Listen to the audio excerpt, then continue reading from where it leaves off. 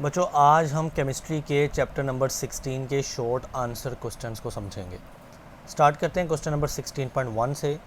कहता है what happens when electricity is passed through aqueous solution of NaCl।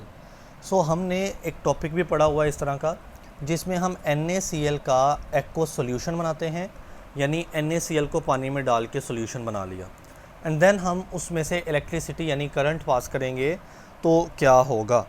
जी बेटा देखें, ये इसका आंसर है। ये ब्लैक जो है ना, ये इसका सवाल है अगेन, और नीचे इसका जवाब है। तो electrolysis occur when electricity is pass through aqueous NaCl, यानी सिंपल सी बात, जब आप इलेक्ट्रिसिटी यानी करंट पास करेंगे ना तो इलेक्ट्रोलाइसिस का प्रोसेस होगा। अब इलेक्ट्रोलाइसिस मैंने करवाया हुआ क्या होता है बेटा, इलेक्ट्रोलाइसिस का मतलब होता है करंट जो है वो तोड़ देगा। देखिए ये लाइसिस है, लाइसिस का मतलब होता है तोड़ना, ठीक है। तो इलेक्ट्रो मीन करंट, करंट तोड़ देगा। किसको तोड़ेगा? देखें आप NaCl को ले रहे हो ना, सो ये NaCl को Na पॉजिटिव यानी उसके पॉजिटिव आइन और क्लोरीन नेगेटिव यानी उसके नेगेटिव आइन में उसने तोड़ दिया। इसी तरह से वाटर जो है H2O बेटा वो भी टूट जाएगा, किस में? H पॉजिटिव और OH नेगेटिव के आइंस में। तो सबसे पहले क्या हुई? आयोनाइजेशन हुई, ठीक है। आयोनाइजेशन NaCl की, आयोनाइजेशन वाटर की, यानी आइंस बन गए। अब यहाँ पर आपको पता है एक एनोड होता है और एक कैथोड होता है। सो अगर मैं आपको रिवाइज करवाता जाऊँ, एनोड के ऊपर पॉजिटिव चार्ज, कैथोड के ऊपर नेगेटिव चार्ज होता है। अब हमने देखना है एनोड के ऊपर कौन जाएगा। सो बेटा सिंपल आंसर है, एनोड के ऊपर है पॉजिटिव चार्ज, तो कोई नेगेटिव स्पीशी ही जाएगी ना, लिहाजा एक नेगेटिव Cl नेगेटिव है और एक OH नेगेटिव है। इन दोनों के दरमियान कंपटीशन होता है और Cl नेगेटिव वो जीत जाता है। लिहाजा एनोड के ऊपर Cl नेगेटिव आइंस मूव करते हैं, वो जाके उनके ऊपर नेगेटिव है ना Cl नेगेटिव, तो इलेक्ट्रॉन को वो लूज़ करते हैं, दे देते हैं और क्लोरीन गैस बन जाती है एनोड के ऊपर, ठीक है। जबकि OH नेगेटिव आइन नहीं गए, ठीक है ना, क्योंकि Cl negative ion OH negative ion के दरमियान कंपटीशन था। Cl नेगेटिव चला गया, क्लोरीन गैस की शक्ल बन गई। OH नेगेटिव नहीं गया तो मैंने बेटा उसको ऐसे लिख लिया। अब इसी तरह से कैथोड के ऊपर नेगेटिव चार्ज होता है ना, तो कोई पॉजिटिव चीज़ जाएगी। पॉजिटिव चीज़ें तो दो हैं, Na पॉजिटिव, H पॉजिटिव। तो बेटा इन दोनों के दरमियान कंपटीशन में इस बार H पॉजिटिव जीतता है। H पॉजिटिव जाता है, यहाँ पे लिखा है वाटर, तो आप सिर्फ H पॉजिटिव को याद रख लें। H पॉजिटिव जाके गेन करता है इलेक्ट्रॉन और H2 गैस बन जाती है। देखिए हाइड्रोजन जा रहा है, इलेक्ट्रॉन को गेन करेगा, H2 गैस बन जाएगी। अगर दो हाइड्रोजन जाएंगे ना तो Na पॉजिटिव अभी भी बाकी है, ठीक है ना। तो Na पॉजिटिव पॉजिटिव में रह गया था, OH नेगेटिव नेगेटिव में रह गया था। ये दोनों आपस में मिलते हैं तो क्या बनता है? NaOH। तो यहाँ पर लिखा हुआ है ये जो NaOH बना है ना, रिमेन इन द सॉल्यूशन, तो ये सॉल्यूशन में रहेगा। जी बेटा मूव करते हैं क्वेश्चन नंबर 2 के ऊपर। What are the main objectives of electroplating. देखें ऑब्जेक्टिव का मतलब होता है मकसद, तो ऑब्जेक्टिव्स का मकसद हुआ ना मतलब, तो इलेक्ट्रोप्लेटिंग करने के मकसद क्या होते हैं। जी बेटा जब मैंने आपको इलेक्ट्रोप्लेटिंग का टॉपिक समझाया था, आप याद रखिएगा या उस लेक्चर पे जाके सुने, यहाँ पर मैंने बताया था 3 मेन ऑब्जेक्टिव्स होते हैं इलेक्ट्रोप्लेटिंग के। अब थोड़ा सरसरी सा बता देता हूँ। नंबर 1 डेकोरेशन करना, जैसा कि सोने का पानी चढ़ाते हैं ना हम चीज़ों के ऊपर, मेटल की चीज़ों के ऊपर, तो वो डेकोरेशन पर्पज़ होता है। तो कहता है to deposit the noble metal like gold, जैसा कि सोने का पानी चढ़ा देना, सिल्वर चढ़ा देना, on inexpensive metal. Inexpensive metal यानी सस्ते मेटल के ऊपर, कम महंगे मेटल के ऊपर, टू इन्हांस देयर ब्यूटी, ताकि उनकी खूबसूरती बढ़ सके, डेकोरेशन बढ़ सके। प्रोटेक्शन क्या होता है? ताकि हम रस्टिंग यानी जंग लगने से मेटल को बचा सकें, तो हम उनके ऊपर इलेक्ट्रोप्लेटिंग कर देते हैं, यानी कोई और मेटल चढ़ा देते हैं, सही है। और रिपेयर का मतलब भी यही था कि अगर कोई मेटल का कुछ हिस्सा जो है वो जंग के ज़रिए ख़राब हो गया है या ज़ाया हो गया है, तो वहाँ पर हमने वेल्ड कर देना है, किसको? किसी और मेटल को, इलेक्ट्रो डेपोजिशन या इलेक्ट्रोप्लेटिंग के ज़रिए। बहरहाल ये मैंने क्विकली बता दिया है, अगर आपने डिटेल से सुनना है तो आप उस लेक्चर में जाके सुन लें। जी बेटा move to the question number 3। Mention one difference, एक फ़र्क बताना है बस, किसके दरमियान, between an electrolytic cell and a galvanic cell. तो आपने बेटा इलेक्ट्रोलाइटिक सेल और गल्वानिक सेल में एक फ़र्क बताना है। जी बच्चे, तो ये क्वेश्चन नंबर 3 में ये जवाब है, इलेक्ट्रोलाइटिक सेल और गल्वानिक सेल में एक फ़र्क। देखिए इलेक्ट्रोलाइटिक सेल में ना आप यूज़ करते हैं इलेक्ट्रिकल एनर्जी, यानी आप बैटरी लगाते हैं ना इस सेल में, तो आप इलेक्ट्रिकल एनर्जी इस्तेमाल कर रहे हैं, करंट, इलेक्ट्रिकल एनर्जी मतलब करंट। और गल्वानिक सेल में वही इलेक्ट्रिकल एनर्जी यानी करंट पैदा होती है, यही फ़र्क है। इलेक्ट्रोलाइटिक सेल इस्तेमाल करता है इलेक्ट्रिकल एनर्जी को, यानी हमें बैटरी लगानी पड़ती है, और सेल इस्तेमाल करता है। गल्वानिक सेल से आपको बिजली पैदा होकर मिलती है, ठीक है।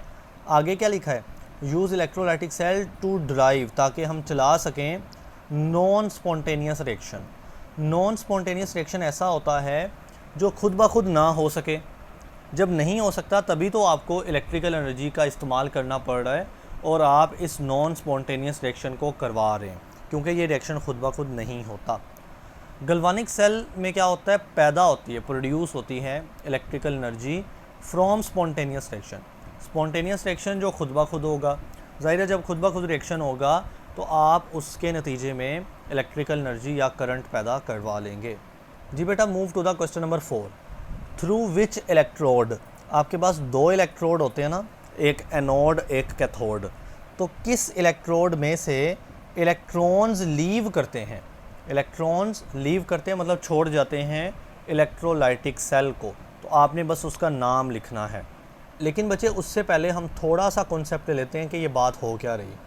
ये हम, आपको पता है ना, इलेक्ट्रोलाइटिक सेल बनाते हैं तो ये एक इस तरह का टैंक लेते हैं, उसमें आप दो मेटल की इस तरह की स्ट्रिप्स डाल देते हो, प्लेट्स डाल देते हो, उनमें से एक एनोड बनेगा एक कैथोड बनेगा ना। तो जो एनोड होगा उसको आप बैटरी के पॉजिटिव टर्मिनल से जोड़ते हो, और बैटरी के नेगेटिव टर्मिनल से जोड़ते हो बेटा आप कैथोड को। तो अब होता क्या है, चूँकि ये पॉजिटिव टर्मिनल से जुड़ा है ना ये वाला मेटल, तो बच्चे इसके जो इलेक्ट्रॉन्स होंगे ना, क्योंकि मेटल के पास फ्री इलेक्ट्रॉन्स होते हैं, इसके बच्चे जो इलेक्ट्रॉन्स होंगे वो ऊपर की तरफ खींचे चले जाएंगे और सेल के बाहर जा रहे हैं। देखिए सेल यहाँ तक ख़त्म हो रहा है, ठीक है, तो सेल के बाहर जा रहे हैं। अब इलेक्ट्रॉन जब इसमें से जाएंगे तो इस पे आ जाएगा positive charge.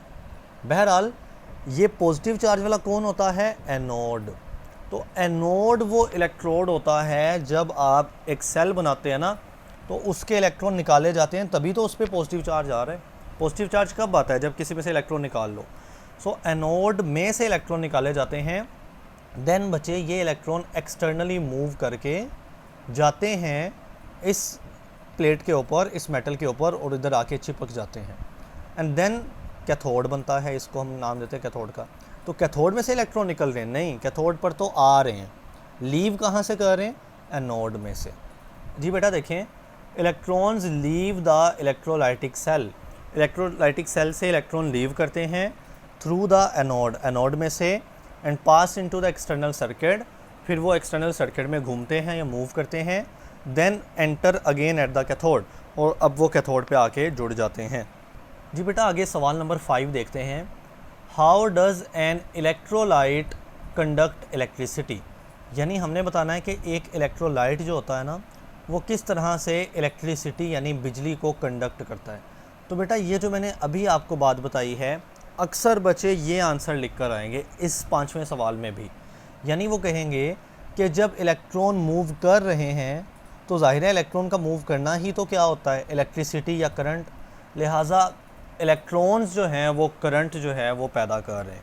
Answer is wrong, क्योंकि बच्चे ये इलेक्ट्रॉन तो इस एक्सटर्नल सर्किट में मूव करके करंट दे रहे हैं ना, हमसे एक्सटर्नल सर्किट नहीं पूछा गया, हमसे पूछा गया कि इलेक्ट्रोलाइट किस तरह से कंडक्ट करता है इलेक्ट्रिसिटी।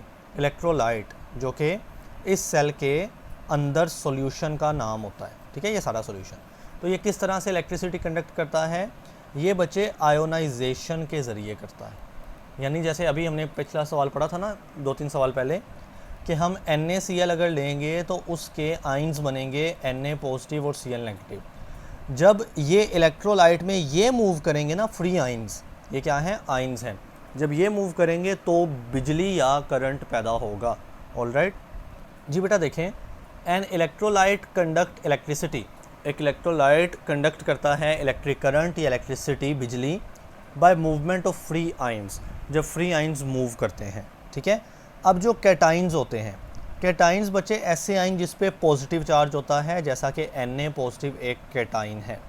तो कैटाइन मूव करेंगे कैथोड के ऊपर, क्योंकि बच्चे कैथोड के ऊपर नेगेटिव चार्ज होता है, तो जाहिर है पॉजिटिव चार्ज वाले आइन नेगेटिव की तरफ ही अट्रैक्ट होने हैं। इसी तरह से जो एनाइंस हैं, एनाइन बच्चे जिन पे नेगेटिव चार्ज होता है, आइंस हैं ये, जैसा कि Cl नेगेटिव एक एनाइन है। ठीक है, ये मूव करेगा एनोड के ऊपर, तो बेटा आपको पता है ना एनोड के ऊपर पॉजिटिव चार्ज होता है, तो ये भी सिंपल सी बात है कि नेगेटिव चार्ज वाला एनाइन पॉजिटिव इलेक्ट्रोड यानी एनोड की तरफ ही जाना चाहेगा। ठीक है, तो आपने इस जवाब में, इस सवाल के जवाब में फ्री आइंस ही लिखना है, फ्री इलेक्ट्रॉन्स नहीं लिखने, क्योंकि इलेक्ट्रॉन्स भी करंट को पैदा करते हैं, लेकिन एक्सटर्नल सर्किट में।